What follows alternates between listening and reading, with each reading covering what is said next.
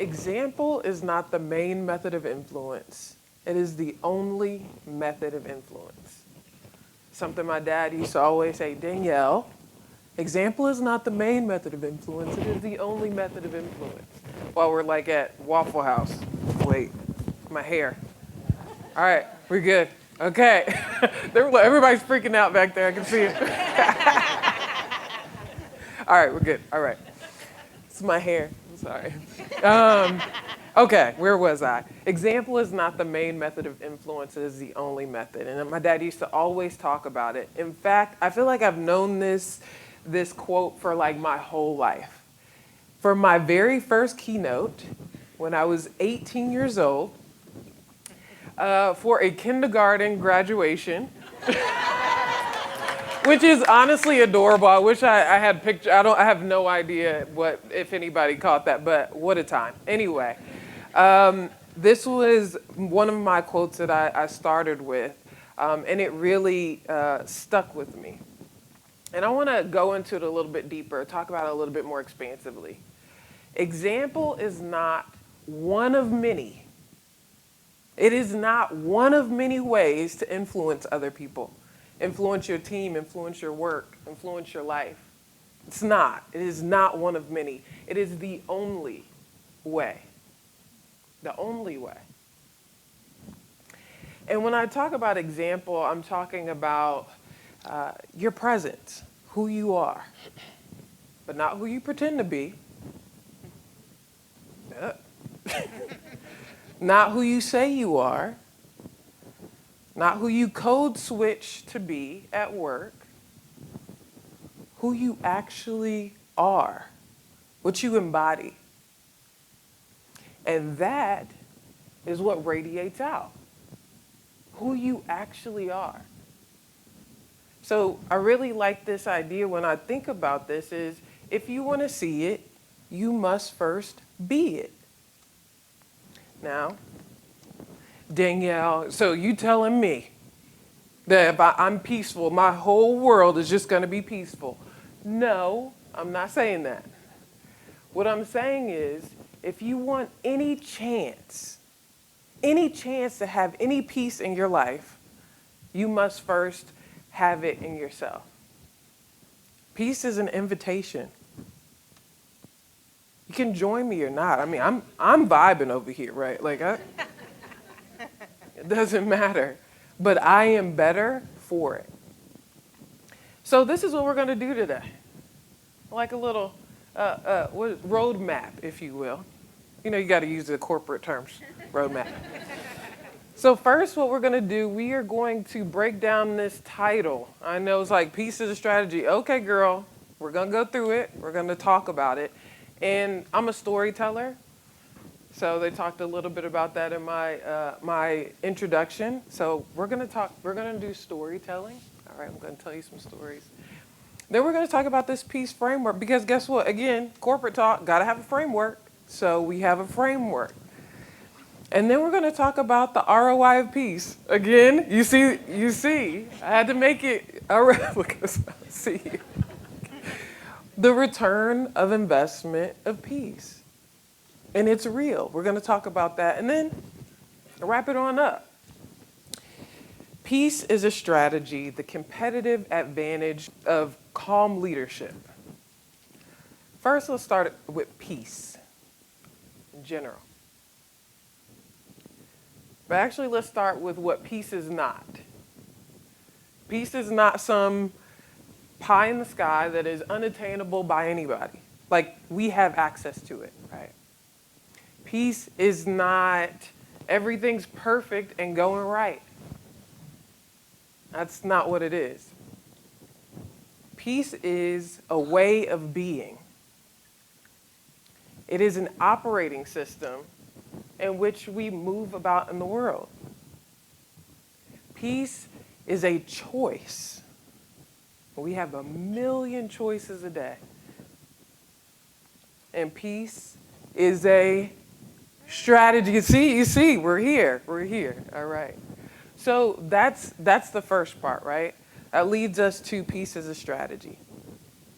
So now I want to tell you a story about how I got to peace is a strategy.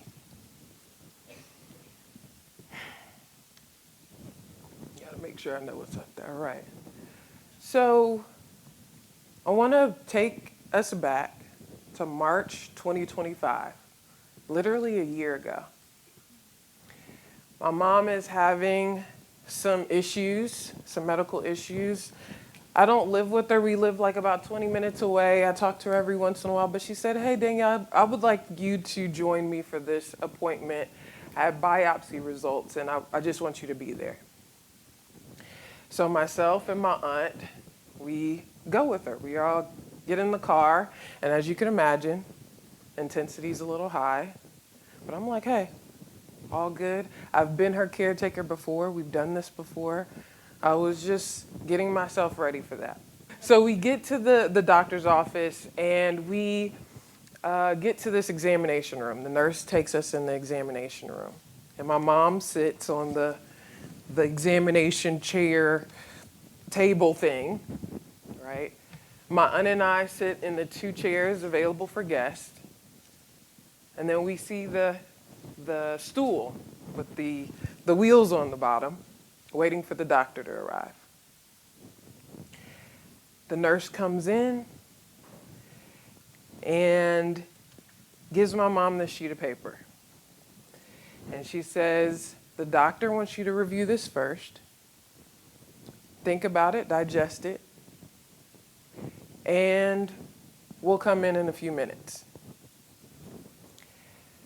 So I see my mom get her paper. My mom has these beautiful hazel eyes. I'm like trying to read them across the room. What does it say? I'm like getting myself a little worked up, but just hoping everything is all right. I'm watching her, and she's reading, and slowly I can see her eyes just kind of, her gaze goes down. And she just hands it over to my aunt and I. Now, I don't remember all the things on this paper, but it says she has stage 4 bladder cancer. Palliative care, which for those, I didn't know what palliative was at that time, but it means that they are looking to more so make her comfortable rather than trying to cure her. So I'm looking at this paper, and I look up at my mom, and she's looking at me, and she probably was doing the same thing that I was doing with her, trying to figure out what I was feeling. And she said, I'm sorry, to me. And in that moment, I wanted to just react. I said, what, you sorry? I'm sorry? What? I didn't even know what to do. But essentially, I had 2 options, 2 paths to take. One is actually very easy. Just let your mind just goes. How much time do we have? What's going to happen next? Creating every scenario possible for what's about to happen. I call this adding suffering. Because guess what? The situation doesn't change. It doesn't change. What I am doing is adding suffering to what's already really sucks. And then there's this other choice. To just be present.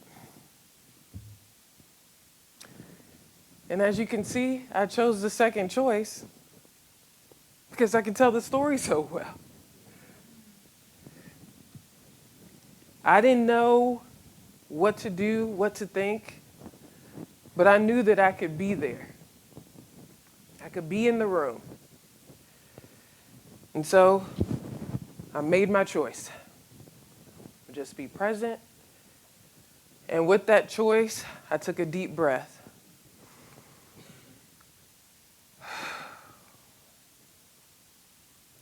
And something happened that I wasn't expecting. somehow my deep breath signaled my mom to take a deep breath.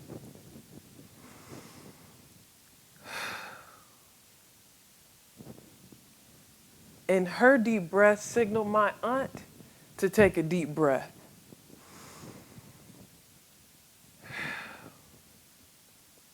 Now, the situation didn't change. There's nothing we can do right here in this moment. But I noticed that, and it changed me. My choice of being present filled the room. And so I was like, okay, I like this choice. I don't want to add suffering. I don't actually have any energy to add any more suffering. I'm tired. This is a lot. And so I started making choice after choice, peace, peace, chaos, peace.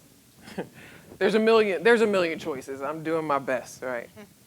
Peace. And it started to follow me into my everyday life. And then it started to follow me into work.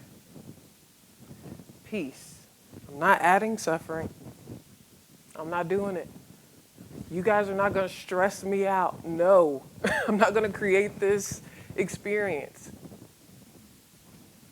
I'm going to choose peace. So during that time, I really was trying to figure out, like, how can I take care of myself in this moment? So we talked about it in the introduction a bit. I created this meditation and affirmation series called Peace Over Everything. I did it because I needed to hear it. It had nothing to do with anybody else. And I just started sharing it on Instagram and I don't know anybody on Insight Timer, but you can just upload things, right? And so I just started doing it. And over time, I was starting to get all these reviews. Thank you so much. Thank you so much. I'm like, this is very interesting. This choice is starting to impact my world and other people's world. So then we go into work, right? So there's two things, big chunks of what I do. One is production. So if anybody has gone to Amplify, I'm usually running around with a comms headset on. I love the headset, honestly. I would. It makes me feel so important. But I have the headset and I'm moving around, and but it's the peace idea started to come through there. Now, production, and I know the team knows this, you know about 85% about what's going to happen. The other 15 is like, we're going to see. We'll do our best. And I decided to just naturally start choosing peace in those moments as well. And then I started getting feedback. Danielle, thank you so much for being calm, right? I was so nervous. Thank you. I feel so much more comfortable now. And even this was a direct quote. You made me feel confident, calm, and fully empowered to be my best self. What a compliment. And guess what? They performed even better because they felt seen, they felt heard, and they felt confident, and they felt calm. Interesting. Now this other side is creative direction, doing some video and, interviewing people. I was just interviewing the foundation in Denver a couple of weeks ago. And I was getting feedback from that too. Danielle, I was really nervous. I don't like cameras like that. I don't like it. Do I have to look in the camera? I don't want to look at the camera. And I'm like, it's all good. Hey, it's all good. We're vibing. Look, you're going to hear me say vibing a lot. Matter of fact, my team calls me director of vibe. So, You're catching the vibe. I know you do. I know you're catching the vibe. Okay. Now, the next part of this is the competitive advantage of calm. We're talking about going for gold, so we got to talk about sports. So let's take it back. Take it back 18 years ago to me playing basketball, Division I. Man, so good. Great times. And we are at this rival game. It's an inner city rival game. And we're having an away game. So as you can imagine, the fans were really sweet. They were very sweet to us. Saying all the nice things, you know. So they're yelling, screaming, you know, it's a high energy moment. And by the way, because we're in the same city, these are players that I'm always scrimmaging with over the summer. So we know each other. So this is like for real rival. The game starts, it's like basket. I mean, it's physical, it's tight. Everybody knows she's gonna turn left. I mean, because we know each other. It's high intensity, second half. I don't know if they do quarters now in the WNBA or the college game, but 2 minutes down, 1 minute, and then it gets to 1 second on the clock and it's tied up. And somehow I get fouled. All right, Danielle, you got 2 shots. Going to the free throw line. All right, here we go. I got this. And as you can imagine, the crowd was loud. You suck, Brick, saying my whole name. I'm like, oh my gosh, this is so intense. So I get to the line, and I got 2 choices. I could let them get in my head. Am I going to make this shot? Am I going to mess this up? Or I have taken thousands and thousands of free throws. I know I can do this. I've done this before. So I choose, I got this. So if anybody knows, I'm going to get a little technical. There is a nail at the free throw line that is directly in line with the basket.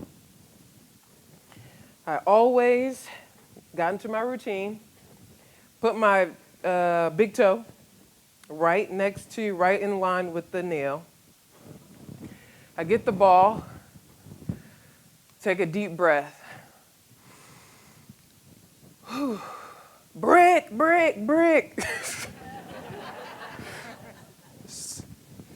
Take a deep breath, and I do my routine. Spin the ball. 3 dribbles. 1, 2, 3. Spin. Align my toe, knee, elbow, hand. Swish! Woo! Now, the crowd goes silent. Oh my gosh.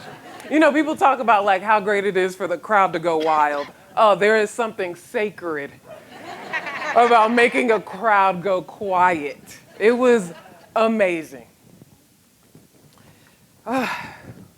Now, we're up 1. 1 second. I'm feeling good. I just made that one. All right. Get it again. Do my routine. 1, 2, 3. Spin. Brick. Dang it. And they get it, and that's okay. We won. So it all turned out. Now, what am I getting at? What's the point?